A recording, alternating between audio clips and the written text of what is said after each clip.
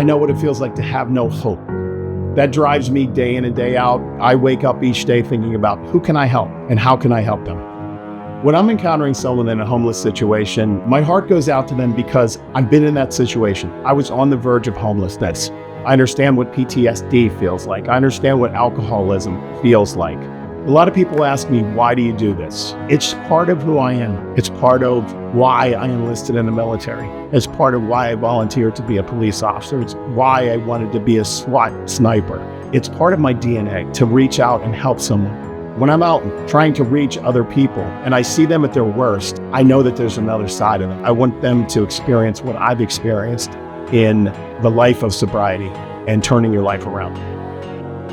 The Department of Labor, Veterans Employment and Training Service has changed my life. Without DOL VETS, I feel like I would still be caught in that vicious cycle. To have them there meant the world to me that with assistance from the Department of Labor, I was able to get my barber license back. They helped me with a set of clothes, a set of tools.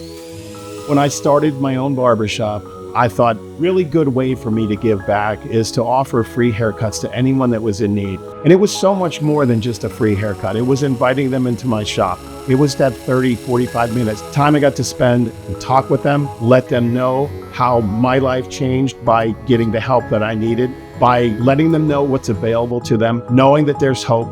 What empowers me is knowing that the time that I spend with them is going to change their life. So one of the amazing things that I love about the shop, even the name Valor, which means bravery in battle, it comes from my family history in the military. I've had over 60 people in my immediate family serve. My father enlisted in World War II at the age of 17, just months after his brother was killed in Normandy. When a veteran leaves the military, you feel like you've lost part of your identity. And it's such a sense of loss that it sends some people into a downward spiral of they don't know how to cope without being part of something bigger than themselves. DOL VETS comes in, provides them that camaraderie, provides them a safe place to go, to be able to look for help, look for services, someone they can confide in, empowering to them for what they can do in the future. There is a life after the military. You can become a successful business owner. You can become an amazing employee. You can be part of another organization. It's truly amazing to be able to say we serve all veterans. As a grantee, the Department of Labor's VETS is the only one that provides employment opportunities and funding for our veterans that are homeless or at risk of homelessness. There isn't another agency locally or nationally that is able to provide that.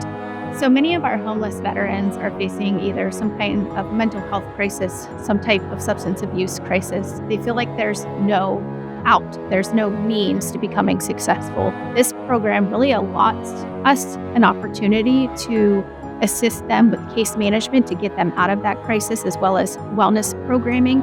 So it's a really holistic approach. Our career advisors work one-on-one with each veteran, and we're able to translate the skills that they did in the military into the civilian sector. It's not just about securing sustainable employment opportunities. It's really getting to the root of every issue. We want to make sure that each veteran has safe and affordable housing.